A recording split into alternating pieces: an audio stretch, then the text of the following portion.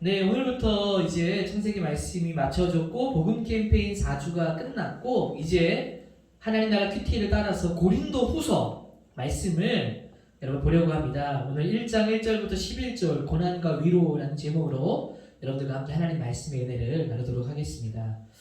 여러분 이제 고린도 후서 볼 때 이제 고린도 교회가 어떤 교회인가를 좀 우리가 알 필요가 있겠죠. 고린도 교회는 여러분 누가 세웠는지 혹시 알고 계십니까? 창구야, 고린도 교회는 누가 세웠는지 혹시 알고 있니? 사도? 아, 그렇죠. 바울.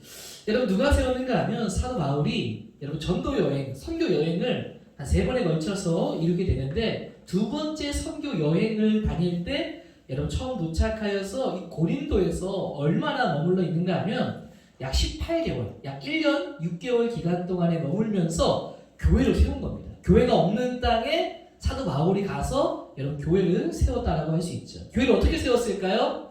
하나님을 믿는 자들이 모인 곳이 교회이니까 하나님을 믿는 사람들을 함께 복음을 전파하는 일들을 행했다라는 것입니다. 어디에서 복음을 여러분 주로 전파했는가 하면 회당에서 전했다라고 알려져 있습니다. 여러분 회당이 무엇인가 하면 여러분 유대인들은 전에도 한번 말씀을 드린 것을 기억할지 모르겠지만 좀 상세하게 여러분께 설명을 드리고 있는 거예요. 유대인들은 흩어져서 살게 돼요. 디아스포라라고 하는데 이 디아스포라라는 말이 뭐냐 하면 흩어져 살면서 유대인의 전통과 그런 관습들을 지키는 사람들을 디아스포라라고 말하는데 왜 디아스포라가 되게 되었는가 하면 이 유대인들이 살고 있는 이스라엘 땅에 외세의 끊임없는 침략이 있었습니다. 아수르, 바벨론, 나중에는 헬라와 로마 이런 제국들, 페르시아 이런 제국들에 의해서 통치를 당하고 점령을 당하고 쫓김을 당하고 포로로 잡혀가고 그러면서 흩어져서 살게 된 거예요. 하나님의 영광이 있는 곳에는 망하지 않을 거라고 생각했는데 망했네? 라고 했는데 바벨론에 있을 때 에스겔이라는 선지자가 거기에서 하나님의 부름을 받으면서 하나님이 여기에만 계신 것이 아니라 언제든지 어디든지 우리와 함께하고 계시구나. 그러면서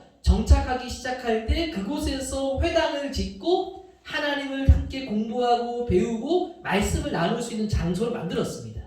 그래서 유대인들은 어느 데를 가든 회당을 짓고 자기들이 하나님의 말씀을 가르치는 일을 행해왔어요. 사도 바울이 고린도에 갔더니 거기에도 회당이 있던 겁니다. 즉 유대인들이 거기에 흩어진 유대인들이 있었다는 거죠. 거기에 들어가서 말씀을 전했어요. 근데 거기에 유대인들만 온 것이 아니라 이방인들도 와서 배우고자 하는 사람들이 있었습니다. 그들이 복음을 듣고 깨닫게 된 것이죠.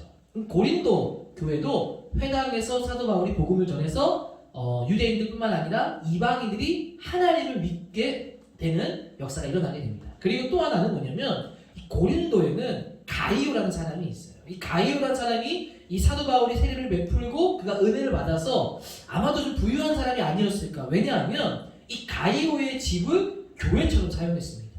이 가이오라는 사람의 집을 통해서 어떻게 했느냐? 거기에서도 복음을 사도 바울이 전했어요.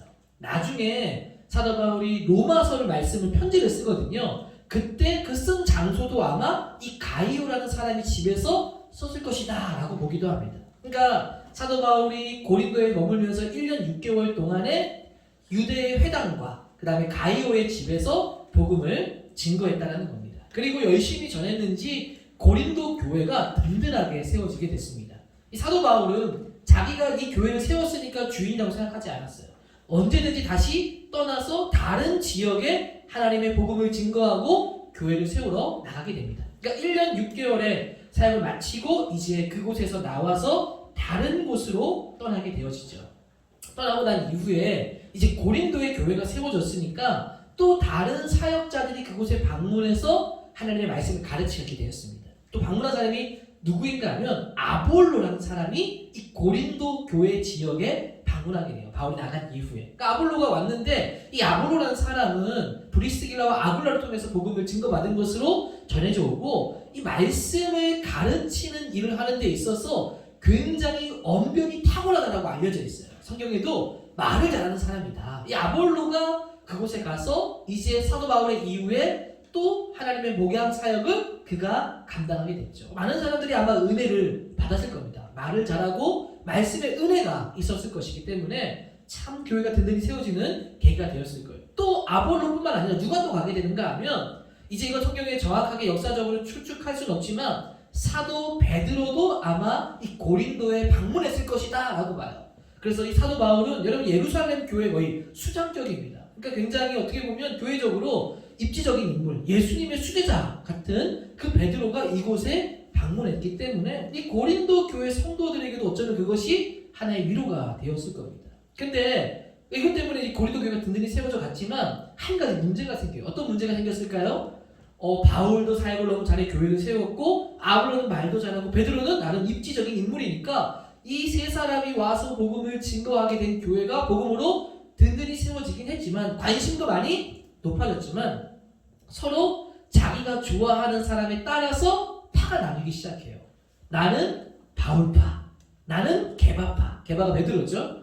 나는 아볼로파, 또 어떤 이들은 나는 그리스도파다 이러면서 편을 가르고 편가르기를 하는 모습이 이 교회 가운데 나타나게 되어집니다. 뿐만 아니라 이 고린도라는 지역이 해양을 끼고 있는 지역이기 때문에 밖에서 들어오는 문물이 굉장히 빨리 들어오는 지역이에요. 그러니까 문화에 대한 영향이 굉장히 많았고 헬라 당시의 그 철학 사상이 굉장히 많은 영향을 끼치고 있었는데 그것에 대한 영향을 많이 받은 도시가 고린도였어요. 그러니까 너무나도 쉽게 세상의 문화를 접할 수 있는 곳, 하나님을 믿지만 하나님과 동시에 다른 사상들을 함께 가질 수 있는 곳이 여러분 고린도였어요. 이 사도 바울이 그렇게 떠나고 난 이후에 베드로도 오고 아볼로도 오고 했는데 이들뿐만 아니라 또 거짓 사도들이 이 고린도 교회에 방문하게 되어지고 아마 유대주의자들일 것이다. 그리스도를 믿지만 유대주의자들이라는 말은 뭐냐면 내가 그리스도를 믿지만 이 율법이 그럼에도 불구하고 중요하다라고 말하는 사람들이에요. 그 사람들이 와가지고 이 사도 바울에 대해서 의심하는 말들을 하기 시작합니다. 사도 바울은 예수님의 수제자가 아니야. 사도 바울은 12제자에 속하지 않아. 사도 바울은 어떤 예루살렘 교회 추천서도 갖고 있지 않은 사람이야. 그가 하는 행동들을 봐봐. 고난도 많고 어려움도 많잖아 라고 말하면서 이 말을 하기 시작하는데 고린도 교회에 있는 성도들이 그 영향을 받기 시작하는 겁니다. 그러자 이 소식이 사도 바울의 귀에까지 여러분 들려오게 되는 겁니다. 그래서 이 조짐들에 대한 소식을 듣고 사도 바울이 이 소식을 디도를 통해서 듣게 되어지는데 신실한 동역자 이 디도를 통해 듣게 된 소식을 통해서 이들을 향해서 이제 사도 바울이 가지 못하고 편지를 쓰게 됩니다. 우리가 보고 있는 이 고린도 후서도 사도 바울이 쓴 편지예요. 서신이에요. 여러분 이 고린도 후서 전에 뭘 썼는가 하면 고린도 전서를 쓰죠. 자, 고린도 전서는 어떤 내용들을 다루고 있는가 하면 고린도 전서는 고린도 교회 안에 있는 디도를 통해서 들었던 소식이 보니까 어떤 소식이 드는가 하면 교회가 당파가 나누어지고 또 음행에 대한 문제, 또 법정에 대한 고소하는 문제, 또 회중의 배려가 없는 무질서한 문제, 죽은 자가 부활한다라는 여러 가지 의심의 문제의 소식을 듣게 돼요. 그리고 그것에 대해서 답을 주는 서신이 고린도 전서입니다. 이 고린도 전서는 이 사도 바울에게 있어서 수제자 한 명이 있었어요. 누군가 하면 디모데라는 사람입니다. 이 디모데는 굉장히 자신의 신실한 동역자, 마지막 말년 노년도 함께 했던 것처럼 이 감옥에 있을 때 함께 했던 것처럼 보내지는 사람이기도 한데 이 고린도 전서의 소식이 심상치 않으니까 디모데를 통해서 고린도 전서를 써서 이 서신을 그의 손에 맡기고 고린도 교회에 보내줍니다. 사도 바울이 그것을 보낸 다음에 고린도 교회가 그 서신을 받고 디모데의 설명을 듣고 어떻게 되었는지 궁금할까요? 궁금하지 않을까요? 궁금하죠. 그치? 은지야 궁금하지 않을까? 편지를 썼어. 예를 들면 연애 편지를 썼어. 잘 정성스럽게 써가지고 보냈어. 그리고 그 여자친구가 그걸 받은 다음에 어떻게 답장을 할지 어떤 대답을 할지 궁금할까? 궁금하지 않을까? 궁금하죠. 사도 바울도 궁금했습니다. 근데 소식이 잘 들려오지 않고 시간이 흘렀습니다. 이제 바울이 있던 지역이 어디였냐면 에베소라는 지역에 있었는데 에베소를 이제 결국 떠날 수밖에 없는 상황이 되어서 떠나려고 하는데 그때 디모데를 통해서 소식을 듣게 됩니다. 어떤 소식을 듣게 되냐면 좋은 소식이 아닌 것을 듣게 돼요. 이들이 서신을 보냈지만 여전히 문제가 가득하다라는 좋지 못한 소식을 듣게 되어서 사도 바울이 급하게 고린도에 이제 다시 방문을 하게 됩니다. 이게 사도 바울이 고린도를 세운 이후에 두 번째 방문이에요. 고린도전서 쓰고 난 이후에 소식을 듣고 고린도 교회를 방문하게 되죠. 근데 그 방문이 좋지 못한 소식으로 갖고 사도 바울에 대해서 안 좋은 이야기를 들은 채 바울이 방문하게 되니까 그 방문이 좋은 방문이 되었겠습니까? 안 좋은 방문이 되었겠습니까? 좋지 못한 방문이 된 겁니다. 이 내용을 어떻게 알 수 있는가 하면 고린도후서 2장 1절 말씀에 보면 사도 바울이 이런 얘기를 해요. 내가 다시는 너희에게 근심 중에 나아가지 아니하기로 스스로 결심하였노니. 이 말하는 결심은 두 번째 방문을 하고 난 이후의 말입니다. 내가 두 번째 방문을 하고 나니까 내가 다시는 너희에게 근심 중에 어려움이 있을 때에는 방문하지 않기로 내 스스로 결심했다. 그리고 두 번째 방문을 하고 난 이후에 사도 바울이 이제 방문 계획을 변경하게 됩니다. 이제 고린도에 두 번째 방문하고 떠나 나왔을 때 이 사도 바울이 계획했던 그 방문은 뭐였냐면 자기가 선교 여행을 떠날 때 제일 먼저 고린도 교회를 방문하고 에게와 에베소와 에게를 지나서 이제 사역을 돌고 돌아올 때 고린도를 한 번 더 지나가면서 두 번을 방문하는 거죠. 그러면 세 번째와 네 번째 방문이 이루어지게 될 것인데 이 두 번째 방문 이후에 어떻게 계획이 변경되는가 하면 고린도를 먼저 가지 않는 겁니다. 고린도를 먼저 가지 않고 다른 곳을 다 두르고 돌아오는 길에 고린도 교회를 방문하기로 변경을 합니다. 그러니까 두 번을 방문해서 한 번의 방문으로 줄게 된 거예요. 근데 이게 고린도 교회 안에 또 문제가 되게 되거든요. 사도 바울은 약속을 지키지 않는 사람이다.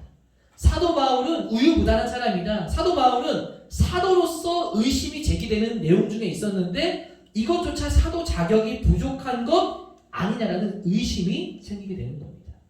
그래서 사도 바울이 또 편지를 씁니다. 여행 계획이 변경되고 난 이후에 편지를 쓰게 되는데 굉장히 엄중하고 무거운 내용을 다룬 편지로 알려져 있어요. 근데 그 편지는 보낸 것은 알 수 있는데 지금 우리에게 전해져 있지는 않습니다. 그러니까 우리가 그 내용은 알 수가 없어요. 쓴 것은 알고 있는데. 근데 쓴 내용을 모르는데 그 안에 무슨 내용인지를 모르는데 어떻게 그 편지에 있는 내용이 무거운 내용인지를 우리가 여러분 알 수 있을까?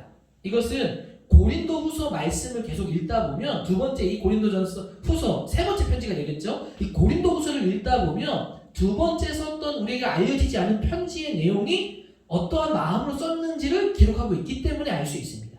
고린도후서 7장 8절을 보면 이렇게 말씀을 기록하고 있어요. 그러므로 내가 편지로 너희를 근심하게 한 것을 후회하였으나 편지로 너희에게 근심하게 한 것을 후회했다. 이 말은 우리에게 알려지지 않은 두 번째 편지를 쓴 마음을 쓴 것입니다. 고린도전서가 아니라. 그래서 이 내용을 디도를 통해서 보내게 되었는데 디도를 통해서 답신을 받기로 한 겁니다. 그래서 어떤 이들은 엄중한 편지이다, 무거운 편지이다, 굉장히 고통스러운 편지이다 이런 표현들을 하긴 해요. 그러니까 굉장히 어려운 내용들을 담아서 고린도 교회에 보낸 것이죠. 자, 이 편지를 디도를 통해서 이제 우리에게 알려지지 않은 이 두 번째 편지를 보냈는데 여행 계획도 변경해서 보냈는데 소식이 들리지가 않는 겁니다. 그러던 중에 바울은 이제 에베소에 다시 왔었는데 에베소를 떠나서 드로아로 가게 되는데 이 드로아라는 지역이 어디랑 가까웠냐면 마게도냐라는 곳과 가까운 곳이었어요. 왜 마게도냐가 중요하냐면 이곳에서 디도를 다시 만나기로 했기 때문입니다. 자, 그래서 마게도냐로 가게 되면서 드디어 두 번째 그 무거운 편지를 쓰고 기다렸던 디도를 만나고 디도를 통해서 이 편지를 쓴 이후의 소식을 이제 듣게 됩니다. 자, 이때는 좋은 소식을 들었을까요? 안 좋은 소식을 들었을까요?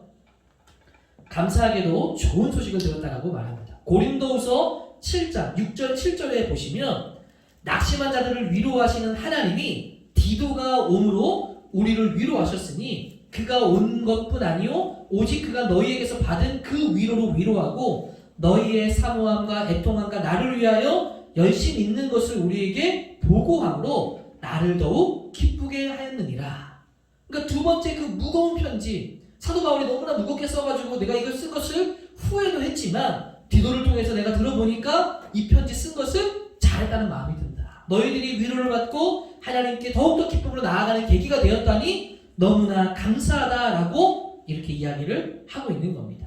그런데 여러분 여기 나와 있지 않지만 이 고린도후서를 쓰게 된 목적과 이유를 생각해 보면 디도가 전해온 소식은 좋은 소식이었지만 사실은 여기에는 안 좋은 소식도 함께 달려온 것으로 알 수 있습니다. 어떤 소식이 그에게 들렸는가 하면 이 사도 바울에 대한 사도가 맞느냐라는 의심이 있었다라고 했잖아요. 그 내용이 이제 더 크게 부각되어서 들려지기 시작한 겁니다. 먼저는 방문 계획을 변경한 이유가 되니까 사도 바울은 우유부단한 사람이다.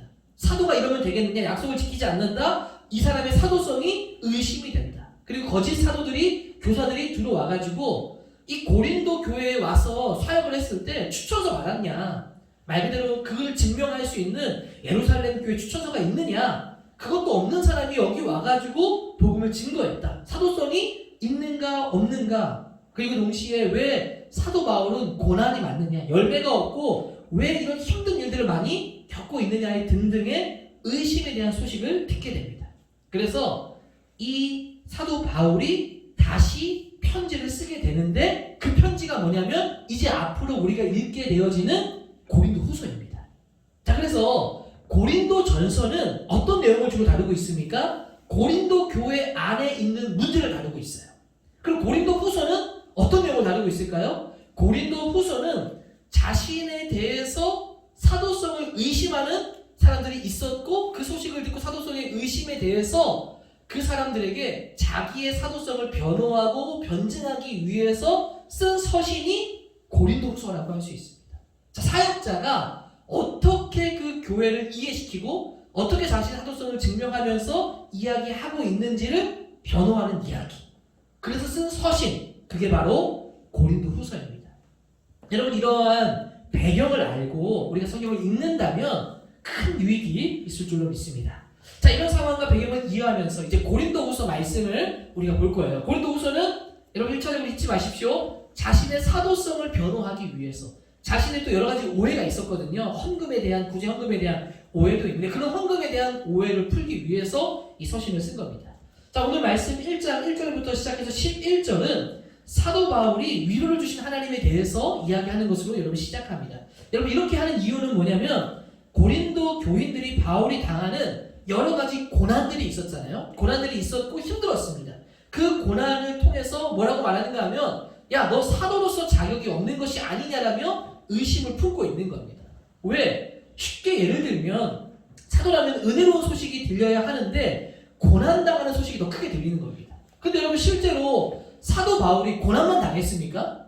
고린도 교회만 봐도 자신이 세운 교회 아닙니까? 열매도 있는데도 불구하고 이 사람들이 들려지는 소식은 다 사도 바울이 고난만 당하고 있다는 소식이 크게 들리는 겁니다. 왜 그런 것일까요? 여러분, 사람이요, 의심하기 시작하면 편견이 생기기 시작합니다. 그리고 안 좋은 얘기만 듣게 되는 거예요. 어떤 사람이 아무리 잘한다 하더라도 그 사람에 대한 편견이 생기고 안 좋은 마음이 생기기 시작하면 좋은 이야기는 작게 들리고 안 좋은 이야기는 크게 들리게 되는 거죠. 사도 바울에 대해서 이 교인들이 현혹되기 시작하자 어떤 소식이 더 크게 들리는 거예요? 사도 바울이 힘들고 어려움을 당한다는 소식만 더 크게 들렸다는 겁니다. 마치 이런 것이죠. 여러분, 실제로 목회자를 보았는데 와, 너무 목회자가 그 목사님이 사역도 잘하고 설교도 잘하고 너무나 실력이 뛰어난 겁니다. 근데 그래서 물어본 거예요. 목사님, 어디 교회에서 사역하고 계십니까? 예를 든 겁니다. 이렇게 물었더니 그분이 사역하는 교회가 큰 교회가 아니라 작은 교회에서 사역하고 있는 겁니다. 그러니까 갑자기 마음에 어떤 마음이 생기냐면 편견이 생기는 거예요.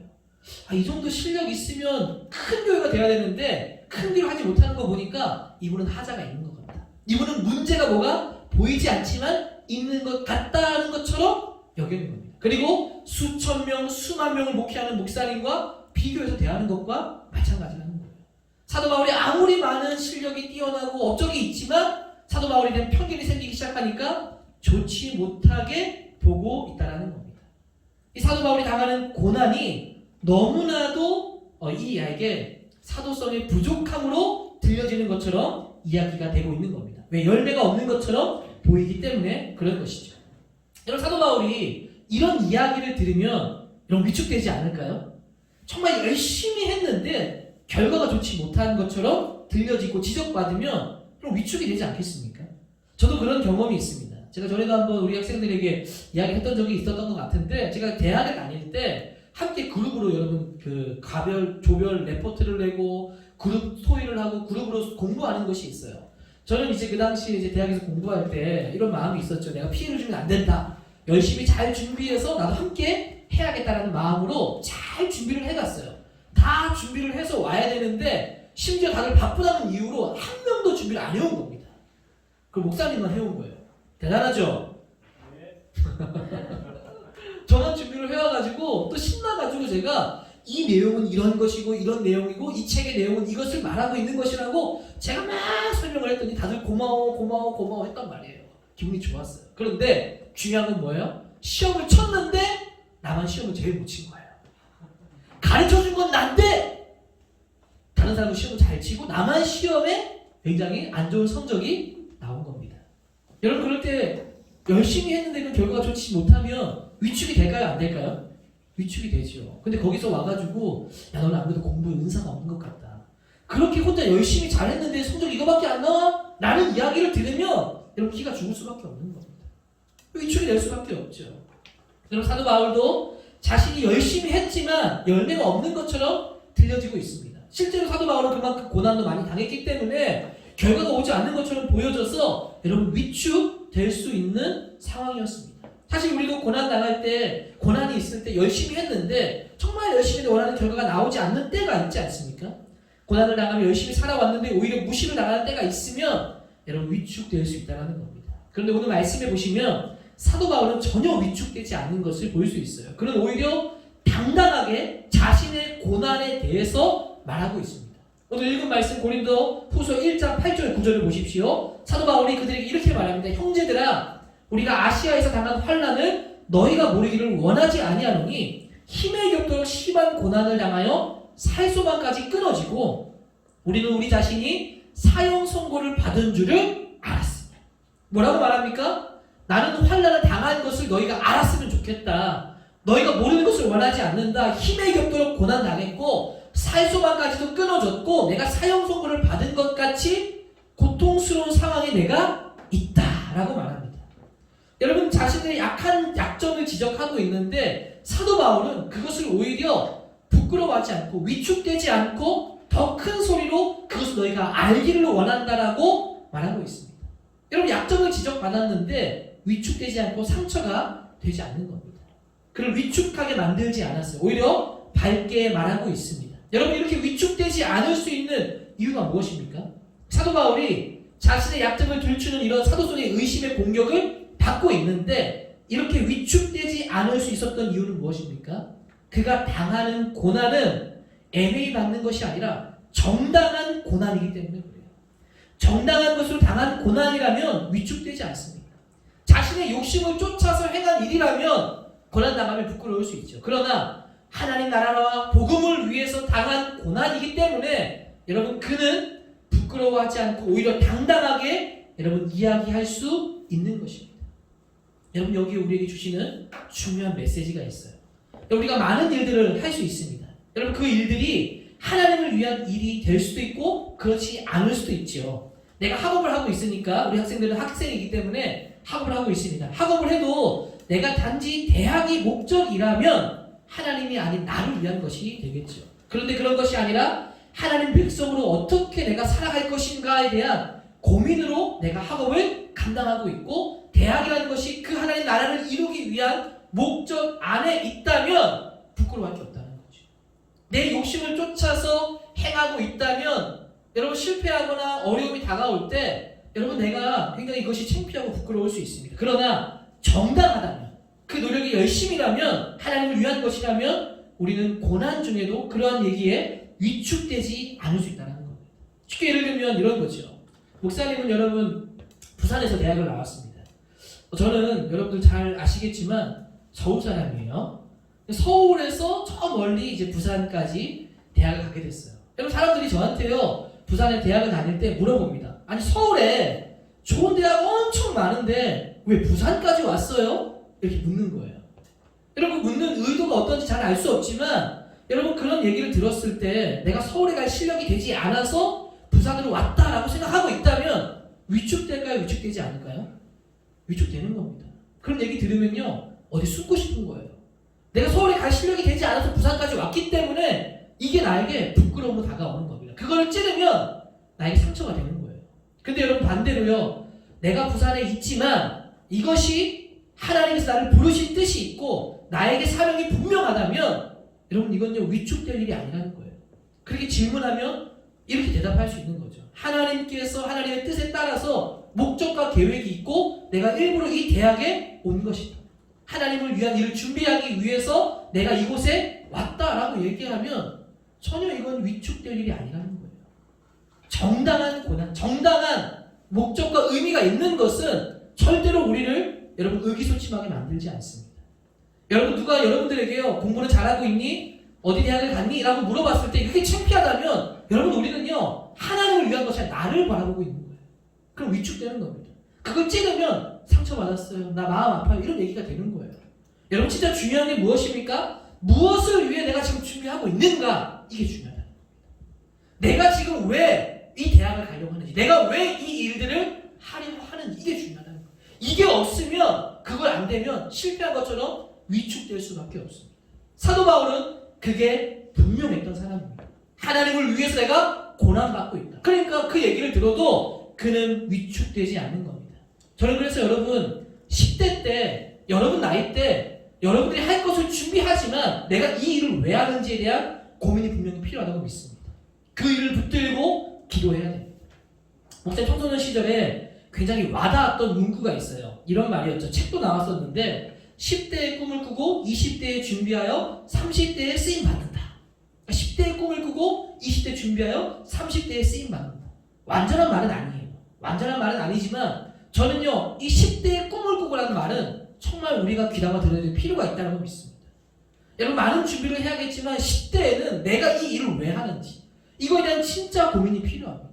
그리고 실제로 준비하게 될 때 여러분 그런 어떤 역경 속에서도 분명한 목적의식이 있을 때 하나님 나를 이 일을 위해 부르셨다는 확신이 있을 때 우리는 어떤 것에도 흔들리지 않고 위축되지 않고 당당하게 갈 수 있는 거예요. 오늘 말씀을 통해서 내가 무엇을 위해 살아가고 있는가? 내가 무엇을 위해 지금 이 땅의 삶을 살아가고 있는가? 사도 바울이 변호하고 자기 사도성을 얘기할 때 당당한 것입니다. 왜? 복음을 위해 살아가고 있습니다. 여러분들이 어떤 것을 여러분들이 질문할 때 자꾸 나를 위축되게 만드는 건 분명한 내 확신이 없기 때문입니다. 하나님이 나를 통해서 하실 일에 대한 확신이 내게 있다면 우리는 흔들리지 않아요. 하나님을 위해 내가 이 일을 하고 있습니다. 내가 예를 들면 어떤 다른 일들, 이 길을 취업을 한다든지 어떤 일을 할 때 그 속에서도 하나님의 소명을 찾아야 됩니다. 하나님 나를 이곳에 부르신 이유를 내가 발견해야 돼요. 그게 목적이 되어지고 그게 내 삶에 품어져야 됩니다. 그랬을 때 우리는 당당하게 위축되지 않게 하나님의 일들을 감당해낼 수 있는 것입니다. 사도 바울은 자신이 그러한 고난 가운데 있지만 하나님의 목적이 확실하기 때문에 나에게 여전히 위로를 준다라는 말씀들을 많이 합니다. 오늘도 5절과 10절에도 보면 그리스도의 고난이 우리에게 넘친같이 우리가 받는 위로도 그리스도로 말미암아 넘치는 거다. 그가 이같이 큰 사망에서 우리를 건지셨고 또 건지실 것이고 후에게도 건지시기를 바란다. 확실한 목적과 답이 우리에게 그리스도를 통해서 하나님을 통해서 드러나게 될 때 여러분 위로가 넘치게 되는 줄로 믿습니다. 그 안에서 자유함을 누리게 되는 줄로 믿습니다. 오늘 말씀을 듣고 하나님 앞에 나아가는 분명한 뜻을 발견하게 해달라고 기도하는 그런 은혜의 시간 되기를 주의 이름으로 축복합니다. 아멘.